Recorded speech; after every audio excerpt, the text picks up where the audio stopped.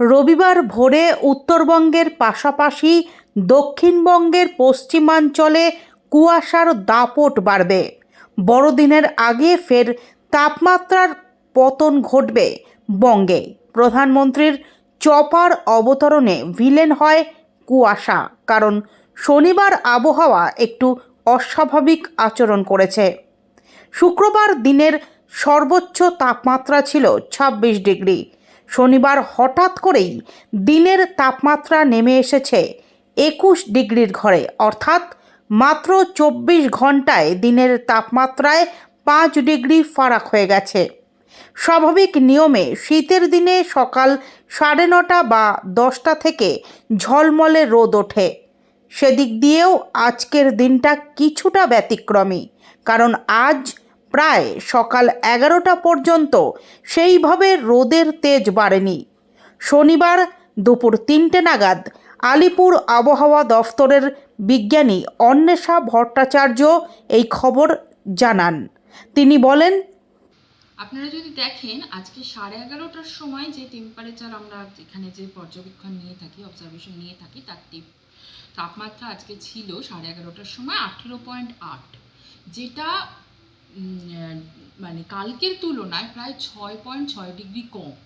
মানে এটা বেশ অস্বাভাবিক রকমের কম ছিল আজকে 11:30টার তাপমাত্রা। মানে আজকে তাপমাত্রাটা সেভাবে বাড়েনি যেরকমভাবে অন্য দিন বা জেনারেলি বেড়ে থাকে। তো তাপমাত্রাটা কম থাকার কারণেই মানে রোদও ওঠেনি, যার ফলে ফগটা কাটেনি। আর একটা জিনিস হচ্ছে ফগটা হয়েওছে, মানে এর মধ্যে তো এবছরে আমরা এরকম ফগ পাইনি। মানে পুরোপুরি দক্ষিণবঙ্গ জুড়েই আজকে অনেকগুলো স্টেশনেই শ্যালো ফগ হয়েছিল এবং উত্তরবঙ্গেরও কিছু কিছু জেলাতে আমরা মডারেট ফগ পেয়েছিলাম। তো এই যে শ্যালো ফগ এবং মডারেট ফগ আজকে হয়েছে দক্ষিণবঙ্গে সকালবেলার দিকে, আরেকটা কারণ হচ্ছে আপনি যদি দেখেন বিহার, উড়িষ্যা এবং পুরো নর্থ ইন্ডিয়া জুড়েই, মানে ইউপি, দিল্লি সমস্ত জায়গাতেই আজকে ফগ হয়েছে। তার কারণ হচ্ছে কি, এক নম্বর হচ্ছে যে আমাদের একটা ওয়েস্টার্ন ডিস্টারবেন্স আসছে, তার প্রভাবে একটা ফগ হয়েই থাকে। আর তার সঙ্গে হচ্ছে গিয়ে আমাদের পলিউশনটাও এখন বেশি আছে। এর প্রভাবে আমরা আজকে পুরো নর্থ ইন্ডিয়া জুড়েই ফগ পেয়েছি এবং আমাদের এখানেও নর্দার্লি বাতাস রয়েছে, যেহেতু সামান্য মানে বাতাসের স্পিড খুব একটা বেশি নেই, কিন্তু ডিরেকশনটা নর্দার্লি আছে, নর্থের দিক থেকে বাতাসটা আসছে, যার ফলে ওদিক থেকে ফগটাও মানে এসছে। ফলে এখানে ফগ এসেছে এবং টেম্পারেচারটা না বাড়ার কারণে ফগটা কেটে যেতে পারেনি। ফগটা কাটার জন্য প্রধানত রোদ উঠতে হবে, টেম্পারেচারটাকে বাড়তে হবে, তবে তো ফগটা কাটে। যদি টেম্পারেচারটা কমই থাকে তাহলে তো ফগটা কাটতে পারে না। ধরুন এখন ফগটা কেটে যাবে, কারণ হচ্ছে এখন বেশ অনেকক্ষণ হয়ে গেল যে রোদটা উঠে গেছে, তাই জন্য ফগটা কেটে যাচ্ছে আস্তে আস্তে। তো সেই কারণেই মূলত আজকে ফগটা ছিল। আর একটা মানে আজকের পূর্বাভাস সম্পর্কে আর কি, যেটা টেম্পারেচারটা আজকে মোটামুটি মানে দিনের তাপমাত্রাটা আমরা আশা করছি কলকাতাতে 21 ডিগ্রি সেলসিয়াসের কাছাকাছি থাকবে, যেটা কালকের তুলনায় বেশ অনেকটা কম।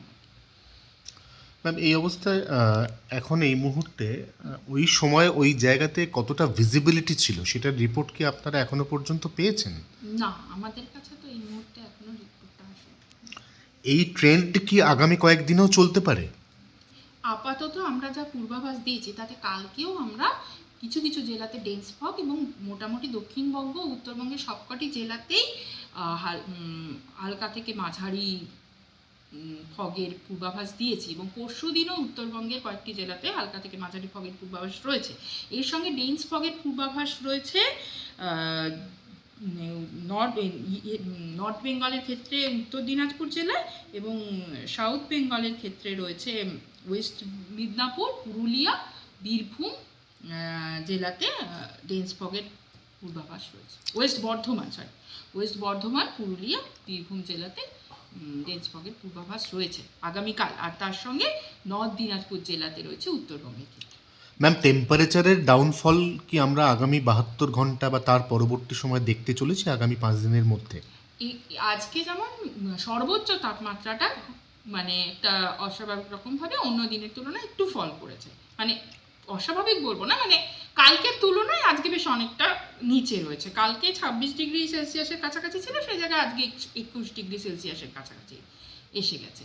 কিন্তু আপনি যদি সর্বনিম্ন তাপমাত্রাটা দেখেন, সেটা আজকে সকালেও কিন্তু 16.2°C ছিল। তো সেটা মোটামুটিভাবে স্বাভাবিকের কাছাকাছি।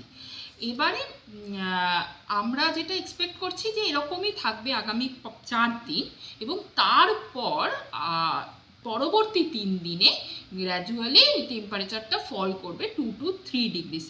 সেটা হচ্ছে রাতের তাপমাত্রা বা সর্বনিম্ন তাপমাত্রাটা। আর সর্বোচ্চ তাপমাত্রাটাও আমি যা দেখতে পাচ্ছি সেটা হচ্ছে যে আগামী 5 দিন মোটামুটি একই রকম থাকবে, তারপর হয়তো 1 থেকে 2° ফল করবে। রাতের তাপমাত্রাটা 4 দিনের পর থেকে 2 থেকে 3° ফল করবে।